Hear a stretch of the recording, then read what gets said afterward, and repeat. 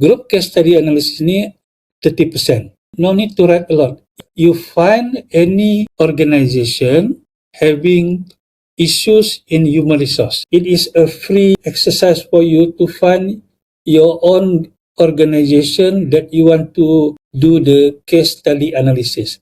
Dia open. Saya tidak fokuskan ataupun tidak bagi contoh. You all yang bincang what actually good to highlight based on legal, ethics and corporate governance tu.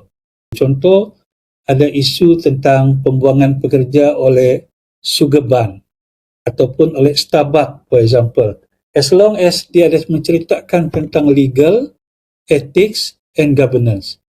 And then, you need to evaluate how human resource practitioners identify and solve complex ethical challenges in that organization. Itu dia punya goal. And then, you must address the following 3 areas. Identify, examine, recommend. And then, you have to come up with 3,000 words maximum. You all kena cari 10 literature review. Ya, 10 literature review menyokong you all punya argument. So, formatting times New Roman, 12 point, 1.5 spacing despite styles, APA referencing. You need to submit this writing group case study ni week 5. Kalau tak silap 29 bulan 3 kan ni. 29 bulan 3 iaitu at the end of week 5. Semua ada dalam ITEL. Okay, ini dia punya general. Saya pergi spesifik. Macam mana kamu buat? Okay, by the way, ini is how I grade your paper ya. How I grade your paper. Nanti you all boleh baca. Yang go detail sikit. Ini dia punya structure. Dia kena ada executive summary, purpose. What is the case about? What is the goal? For example, ya. Case introduction, semua ada sini. You all just ikut je ni. Dia punya format. Ini dia punya kesimpulan daripada 2 pages tadi tu. So, kena ada semua ni. Maksud konsultan ni, kamu punya kumpulan ni, kamu adalah kumpulan yang saya panggil expertise tu, seolah-olah kamu dipanggil oleh that company untuk menyelesaikan isu itu. So, you are the consultants, ya. Jangan kamu confuse. Kamu adalah konsultan. Macam mana kamu berlima ni menasihati that companies what should be taken. Apa action ataupun perkara yang perlu kamu lakukan untuk menyelesaikan masalah tersebut. Itu dia punya isu. Menggunakan sumber-sumber ataupun yang kita yang you all baru belajar tadi itulah yang dua chapter tu kan. Kalau kamu boleh kaitkan the introduction of HRM punya topik dengan legal, ethics dan corporate governance tu, dua tu untuk menyelesaikan case tadi ni. Sebab itu saya bagi awal ini, belum lagi masuk topik lain. Just based on these 2 topics, you can settle these issues. Any question from the floor? Ada soalan?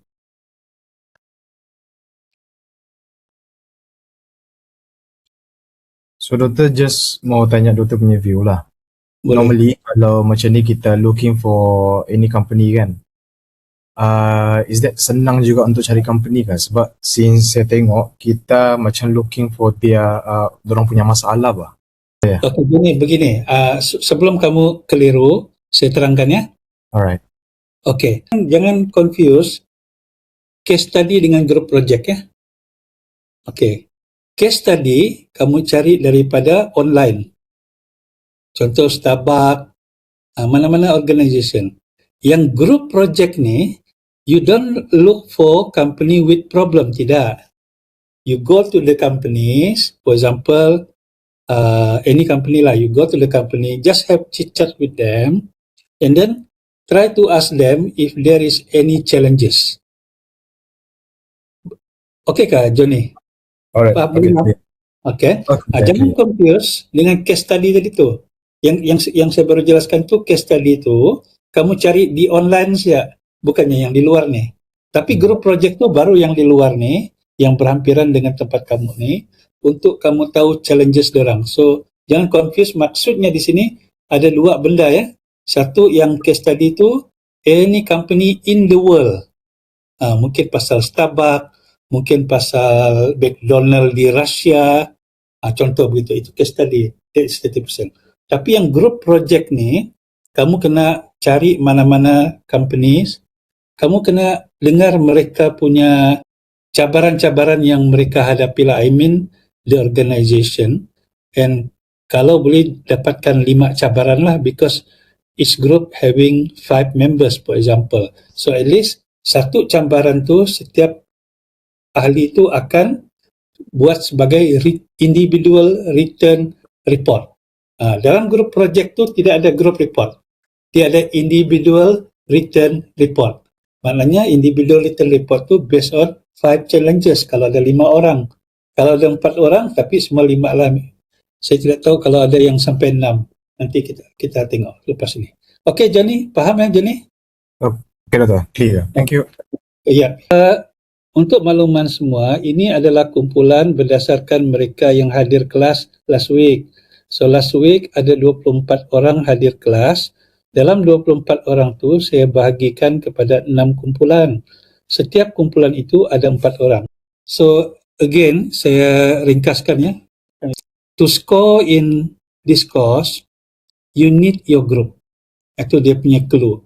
Why you need your group? Satu, at the end of the day ada self-reflection. So this self-reflection, in a way, dia menilai group member yang lain. So dia punya marks sangat senang untuk score, provided you are helpful to each other in your team members. Sebab itu saya tekankan grouping ni. Yang kedua, the group work. Group work ni, you go, kalau kamu tidak dapat pergi jumpa, for example lah, saya tahu ada yang tinggal jauh ya. So kamu kena discuss in your group. Be reasonable in your group. Kena faham kadang-kadang kawan ni tidak boleh pergi tarik ni. So you need to really become a human resource manager in deciding the best time. Okay, saya bagi idea ya. Kalau langsung tidak boleh berada di tempat di mana kamu nak pergi itu, as long as kamu ada reason yang kuat dan your team members setuju, is okay. Your team members setuju, saya okay. Kalau saya setuju, your team member tak setuju, saya tak okay. Okay, itu dia punya clue ya. Dan not necessarily you need to be there. Bincang dengan group. Itu saja. And then because at the end of the day, you need to produce your own individual writing assignment for that group project. Kan? Tadi saya beritahu, you all are not doing the group project punya report, tapi individual. Tapi you need to go together because saya perlu nampak gambar. Saya perlu nampak transcribe of note taking. Itu akan dimasukkan dalam lampiran-lampiran you all nanti. Ya, as a proof. Okay? So, once again, thank you very much everyone. Minta maaf, tadi ada masalah technical. Hopefully next week tidak ada masalah. Dan terima kasih kepada Syarifah. Okay, ada apa-apa soalan terakhir? Kalau tidak ada, kita tutup.